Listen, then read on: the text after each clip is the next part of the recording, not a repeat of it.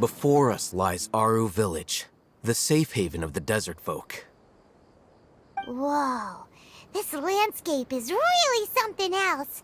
What a cool place! Let's go check it out!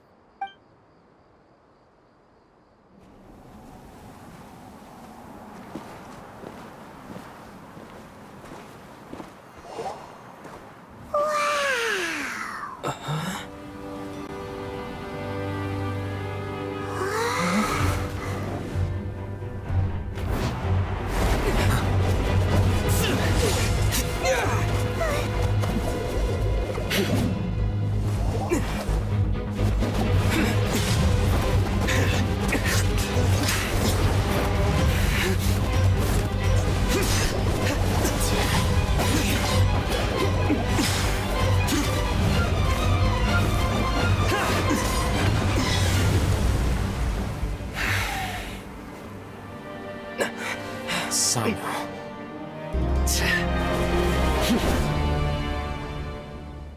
Unless my memory fails me, we have barely spoken 2 words to each other before now at the Academia. Would you care to enlighten me as to when and how I invited the General Mahamatra's wrath?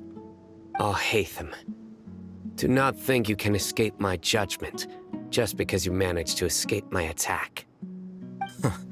Judgment? So that's how you'd characterize your actions here, is it? Or would elimination perhaps be a more accurate description? Had I used my full strength, not even this traveler would have been able to stop me. Though styled like an assassination, I sought only to ensure that my target would be unable to flee or resist. Standard practice for the Matra, as well you know. Seemed to me more like your own personal touch. Who is that, Alhaitham? Did you call him General Mahamatra? Yes. General Mahamatra Sino, head of all the Matra at the Academia. He's a formidable hunter, and the ultimate nightmare for any who have committed academic crimes. You seem to have placed a lot of trust in Alhaitham, to the point of blocking an attack for him. If I were you, I'd never choose to side with him. I wouldn't believe a single word that comes out of his mouth. I have been pursuing this scribe for a long time. I urge you, stand back and do not seek to defend him any longer. Otherwise, there will be consequences. Has Alhaitham done something wrong? Hyman doesn't think he's as bad as you've made him out to be. I won't waste my breath explaining things. Alhaitham, I saw it during our fight. Take it out. The divine knowledge capsule you're hiding on your person. Unless you want me to retrieve it for myself. Very perceptive of you. Nothing escapes a Matra's senses. Wait, the divine knowledge capsule? Didn't it fall into the Matra's hands in Port Ormos? No wonder you speak with such confidence, Sino. But I must admit, I'm very curious. What does this capsule mean to you? And why, as General Mahamatra of the Academia, are you all alone in the desert? As far as I'm aware, the other Matra have been speculating about your disappearance. Have you been given a mission that's, let's say, morally dubious? If I was the real target of your mission, what was stopping you from simply using your authority and resources to judge me within the walls of the Academia?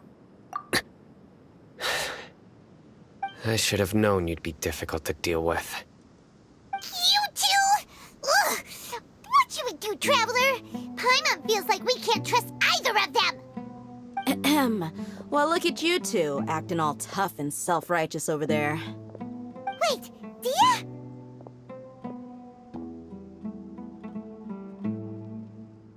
Great! Finally, someone that we can trust! You gotta help us out here, otherwise these two are gonna start fighting again! Yeah, sure looks that way. 2 giants from the Academia duking it out once and for all. Not something you get to see every day, that's for sure. Listen, I know you academic types love to fill up your big brains with self-righteous morality and lord your empty rules and virtues over each other. But how dare you bring your petty disputes into the safe haven of Aru Village? It seems like someone's gonna have to beat some sense into your thick skulls until you finally learn to respect these grounds.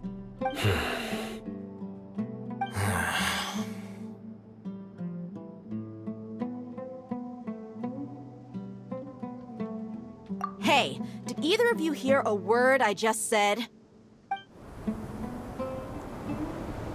Whoa, what's going on? The wind's so strong. Is this a sandstorm? Paimon's gonna get blown away. Another sandstorm? What's up with these recently? Hey! All of you, over here, quickly! We have to take cover! Someone's calling for us.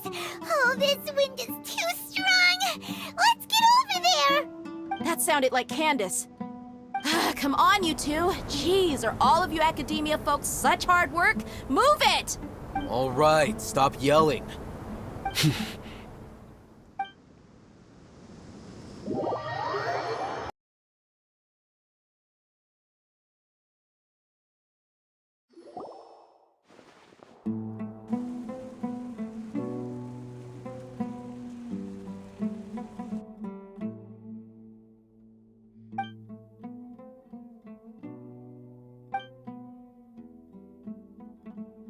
Well, this is pretty awkward.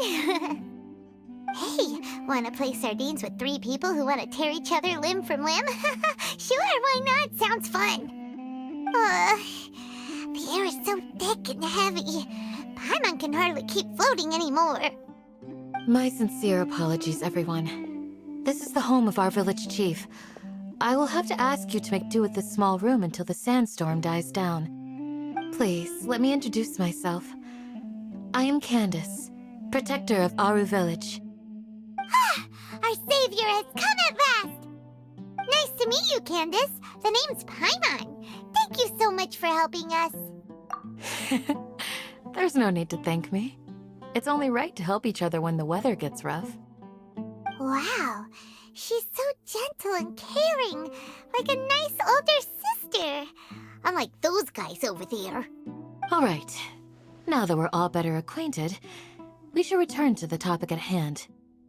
As a guardian charged with the responsibility to protect my fellow villagers from harm, I was observing your conflict from afar, even before the sandstorm started. And now that you have set foot within our village itself, it is all the more my responsibility to make absolutely sure that you pose no threat whatsoever to us. So please, have an honest and sincere conversation with one another, and put your hostile feelings to rest. If anyone dares to start anything again while they are under this roof, I will not hesitate to send them out for some quality time with the creatures of the sandstorm. Oh, on second thought, Paimon may have misjudged Candace's character. And that goes for you too, Miss Dia. Do I make myself clear? All right, we got it, Candace. That's what I like to hear. So, which of you will begin? I was supposed to be a mediator, but I might have gotten a little too involved just now. Anyway, one of those two should probably start talking. Wait, that was you trying to be a mediator? I have nothing to hide, so there's no shame in explaining myself. While Al-Haytham wasn't wrong about the other Matra not knowing my whereabouts, it's not because I've been assigned a morally dubious mission. Rather, I've chosen to exile myself. Huh? Exile yourself? A little while ago, I discovered that there was data missing in the Academia's project planning and development files. What little they did report clearly did not match the project's actual progress. As General Mahamatra, I had the responsibility and authority to request an audit. However, to my surprise, the person responsible for the erroneous data was none other than Grand Sage Azar himself. I tried to investigate the issue myself before submitting a formal audit request, But I soon found that all leads and potential pieces of incriminating evidence were carefully concealed from me. I began to realize that they were cautious of me from the very beginning. Unsurprisingly, the Grand Sage rejected my audit request as soon as the submission reached his desk. He even said to me, "The power of the General Mahamatra is granted by the sages. You have no right to judge us." So they really are up to no good. I realized then that to the Grand Sage, the Matra are nothing more than tools for the sages to assert and maintain their control over knowledge. The vows that we took, the principles that we strive to uphold, they are meaningless to the academia of today. I believed it would be wise to flee the academia before the sages had a chance to take action against me. This way, they can no longer see nor predict my actions. I will never give up on this investigation. There's no need for someone else to give me power or authority. Once I find the truth, I will administer judgment by my own name. Sino seems to have the same goal as us. We're all investigating the sages. Plus, now that he's no longer the General Mahamatra, he somehow feels a lot less scary. Well, Sino, if that's your story, then why did you see Alhaitham as a target? When I was investigating the matter in the academia, I overheard a conversation between Alhaitham and a sage. The sages asked you to investigate a blonde-haired traveler. Do you dispute this, Alhaitham? What? Like many parts of the project, this assignment was undocumented. Now throw in your suspicious behavior with the Divine Knowledge Capsule, and I think we deserve an explanation. Yes. I was indeed tasked with investigating the Traveler. Alhaitham? After all, the promised reward was so great that hardly any scholar could have refused. The sage told me, once you've completed this assignment, I can give you a glimpse of divine knowledge. A most enticing offer. Unfortunately, those academics don't know me at all. Their words contained one key piece of information, namely that divine knowledge indeed exists. That gave me all I needed to know. From my perspective, the sages are far from trustworthy. Think about it. Isn't it a little strange they're so willing to share divine knowledge with anyone, even as a reward? So, I began my own investigation following the lead of the Divine Knowledge Capsule. In the end, I realized my wisdom in committing to this rather than collaborating with the sages. Had I been less guarded, I probably would have ended up like that Ain al-Ahmar mercenary, incapable of remaining sane for long enough to hold a conversation. You mean that the sages originally planned to dispose of you, using one of those capsules that drive people insane?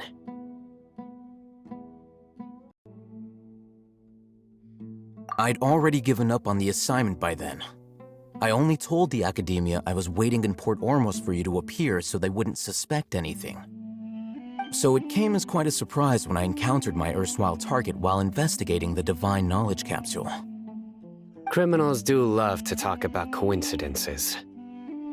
Even though I ran into the Traveler by chance, I had no intention of providing assistance to the academia. Also, you should remember, you were the ones who decided to follow me and strike up a conversation after I left that tavern. That's true. Alhaitham helped us out at Caravan Rebat as well. Maybe he's telling the truth. I'm willing to apologize if that's worth anything to you. I took the Divine Knowledge Capsule behind your back because I judged its existence to be a significant risk. I felt that it would be best for no one to interact with it before it had been properly studied.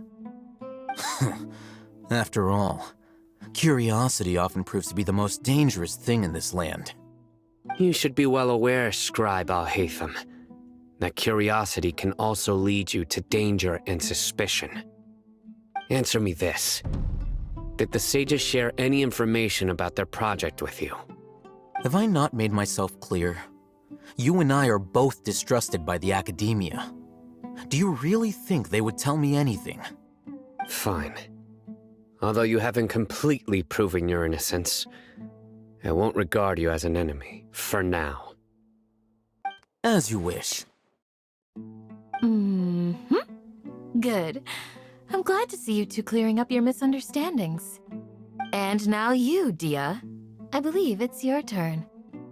Oh, sorry. Whatever the boys were talking about must have been so boring that I spaced out. My situation is pretty straightforward.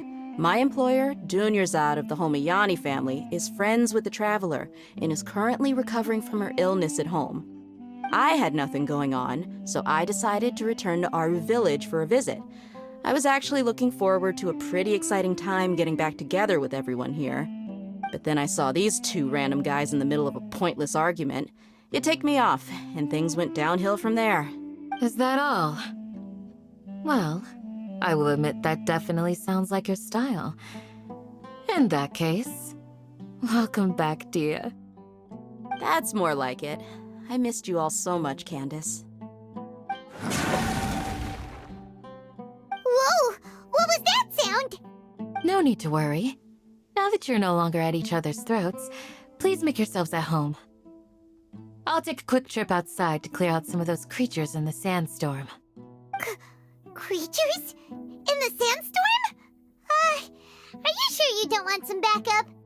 Fighting in a sandstorm is not for the faint-hearted. Anyone without extensive training in these conditions is at a disadvantage. You needn't worry. Yeah, just leave them to Candace. Don't worry, she's as tough as they come.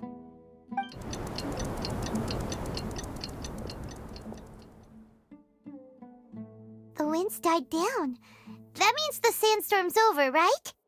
Candace still isn't back yet, though. Is she alright? Maybe we should go out and check on her. When you put it that way, even I'm starting to feel a little worried. All right, let's go.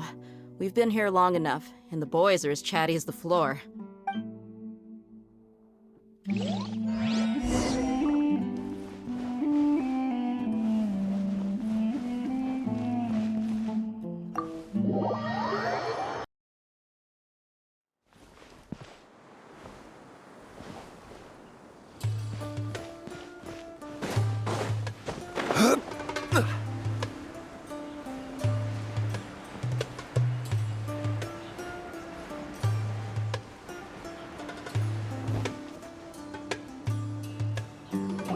Oh, Candace, you're still fighting? You've been out here dealing with these creatures the entire time? Yes. They just keep coming in waves. I've lost count of how many I've defeated. Before I realized it, even the sandstorm had stopped. Ah! Here comes another wave! Leave this round to us. I got interrupted earlier, but now I have something to take my anger out on. It's been quite a while since I've seen the Flame Mane in action. I'll leave these to you then. I'll be sure to put on a good show. Let's go!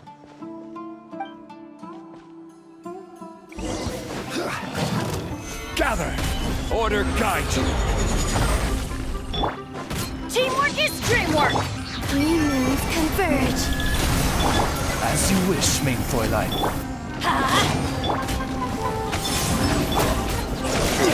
Yeah.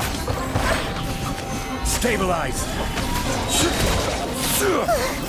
Here comes another wave!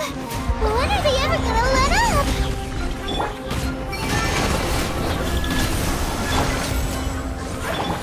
Let's light it up!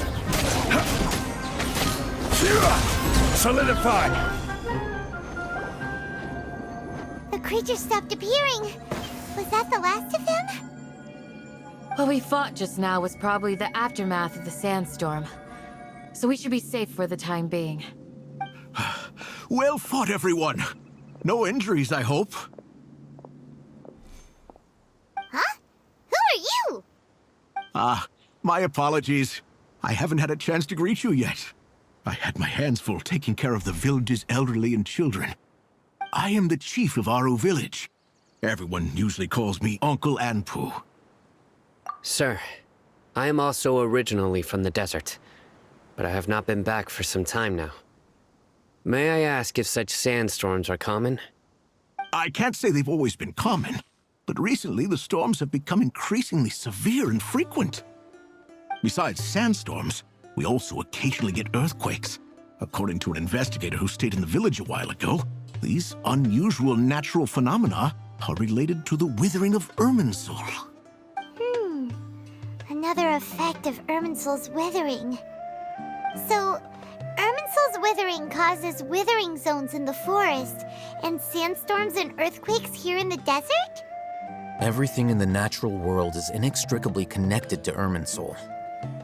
These regional symptoms can indeed be a reflection of Irminsul's present state. Everyone in Aru Village needs to take good care of themselves. Speaking of which, why haven't I seen a single village keeper since I got here? Village keeper? Who are they? Village guards like Candace? Does your curiosity know no bounds? Village Keeper is how Aru Village refers to mad scholars exiled here by the academia. Most of them are scholars who lost their sanity after a period of training in the Avidia forest. The academia believes that their crazed mutterings may have a negative effect on the psyches of other scholars. So, they're forcibly exiled to the desert. Though if you ask me, it's all a boatload of nonsense. Alas, that's exactly what we've been trying to investigate. One by one, the village keepers have been mysteriously disappearing without a trace. But no one in the village has ever seen them leave. If you're planning to stay around the village for the next few days, I'd appreciate it if you could keep an eye out for them. I've had encounters with those people in the past. I'll see what I can do to help. The Matra are the ones responsible for their exile. Now that you're no longer with them, are you trying to alleviate your guilt and atone for your past sins? I'm fascinated by how you think. Mock me if you will, but if you are guilty, I will eliminate you, regardless of my position or identity. Oh, you're the former General Mahamatra. You must be an expert in these kind of investigations. Thank you for your help. Is it because you're reminded of Hypatia? Oh, these poor scholars. First they lose their sanity, now this! We need to help get them back home, safe and sound. But, is it really a good idea to tag along with Sino? You seem like you really don't trust him. I'll be grateful for the assistance. No doubt you will do a better job than some of my former subordinates. Let's start by finding a spot to share what we know so far.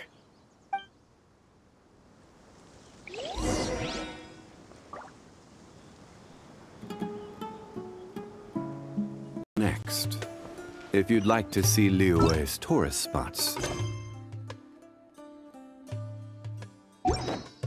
I have a few references.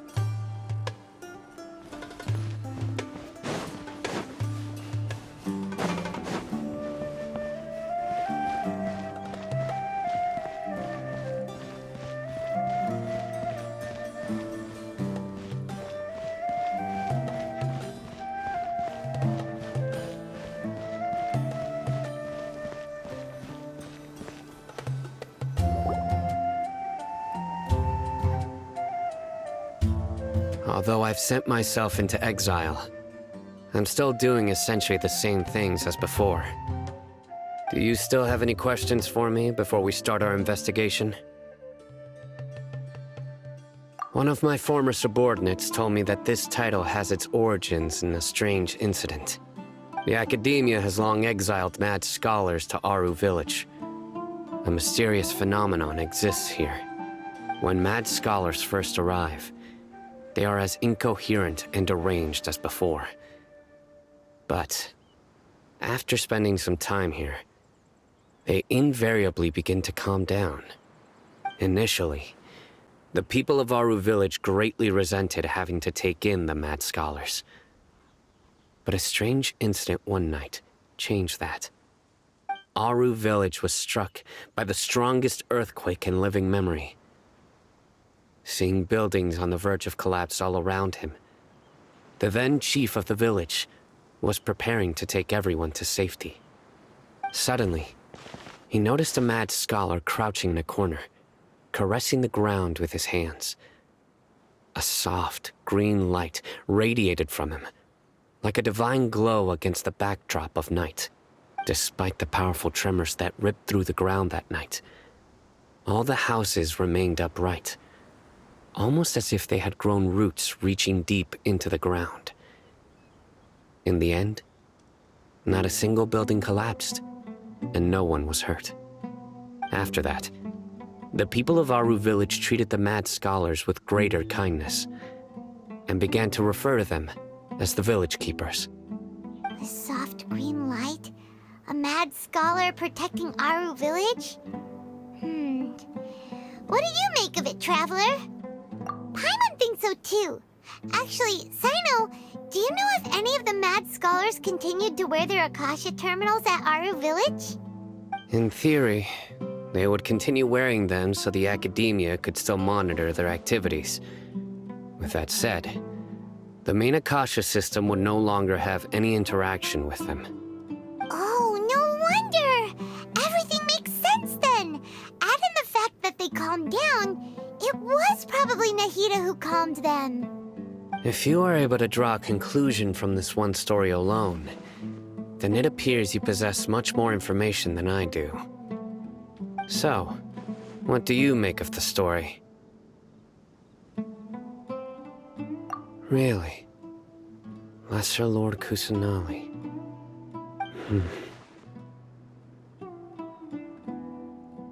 What? You don't believe us?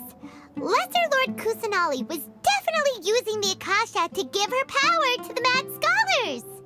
No, it's not so much that I don't believe you. I'm just struck by your reasoning. Lesser Lord Kusanali, the current Dendro Archon, is she really active in Sumeru? The Academia has always placed far greater importance on the late Greater Lord Rukkhadevata. They've more or less ignored Lesser Lord Kusanali, and I've never had any reason to doubt their views. In addition, I've never heard any stories about Lesser Lord Kusanali and her deeds. To me, she might as well have been a god that never existed. No way! Nahida definitely exists! She's a... how should Paimon put it? She's a good Archon who's kind and wise, even if she says weird stuff sometimes. I've spent many years interrogating criminals, so I can easily tell when someone is lying. Good! Then you should know that we're telling the truth! That look in your eyes.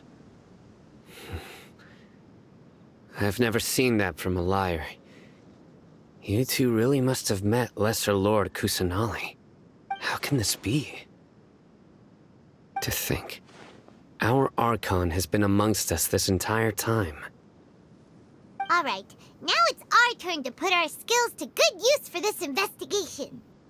But easier said than done, especially since we don't have any leads. Maybe we can start by knocking on some doors. Excuse me, are you here to help me find my grandpa? Huh? Who are you? By the sounds of it, a resident of this village. My name is Isak. You'll help me find my grandpa, right? Is your grandpa a mad scholar? Hey, don't say that. Grandpa is just Grandpa. Why do you have to call him that? It's not like he's a bad person or anything. The person you're referring to is not a local, yet you are. Why do you call him Grandpa? Grandpa is just Grandpa. He's my family. I heard everything you said to the village chief. Please, you gotta take me with you. I want to find my grandpa. I swear I'll help. I won't be a nuisance. Ah, so you're the one who was eavesdropping on us around the village chief's house. I was planning to go out and take care of whoever it was, but I had a vague feeling that they didn't harbor any ill intent. Whoa. Haven wasn't kidding about Matra having sharp senses. Sino, he He's just a kid. All he wants is to find his grandpa. Let's find a way to help him. Sorry. I was only listening in because I wanted to know where Grandpa went. Honest. If you don't believe me, you can ask Miss Candace. All right. But first, let's confirm the facts with Candace.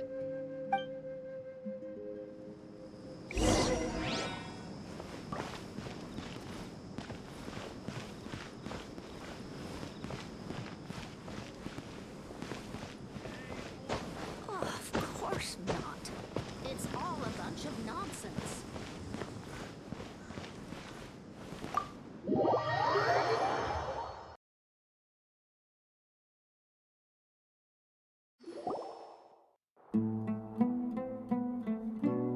Sino is super vigilant. Is this what all the Matra are like? Ah, you're back already. We just wanted to confirm something with you. Do you know a boy by the name of Isak?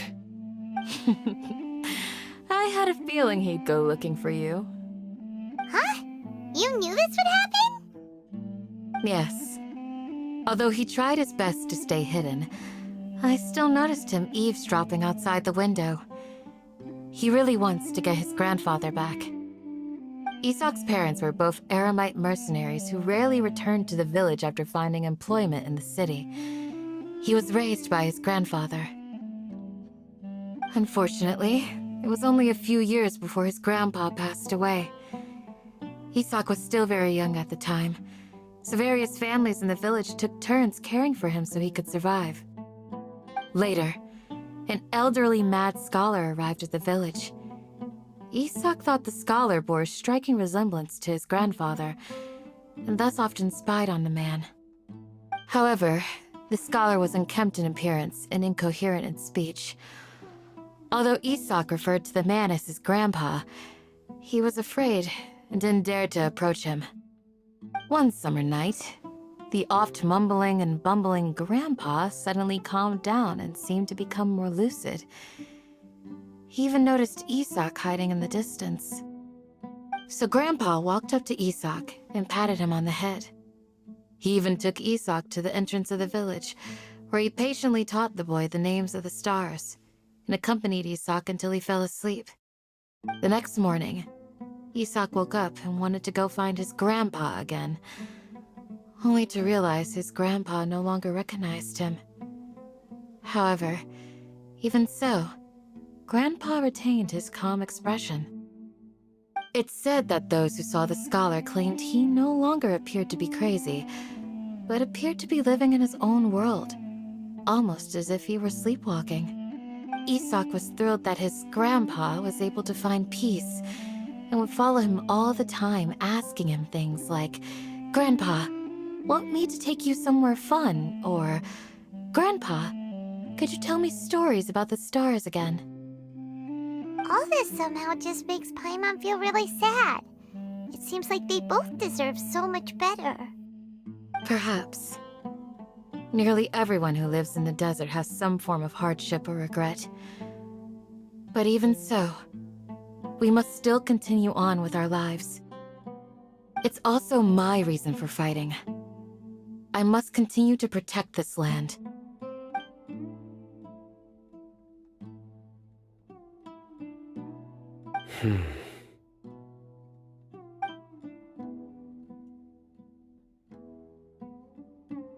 Maybe the people have always had a considerate god watching over them. Huh? What did you say, Sino? No, nothing. As long as Isak keeps his word and doesn't get in our way, we can take him along. Perhaps you are more compassionate than I gave you credit for. Please accept my thanks on Isak's behalf, Sino.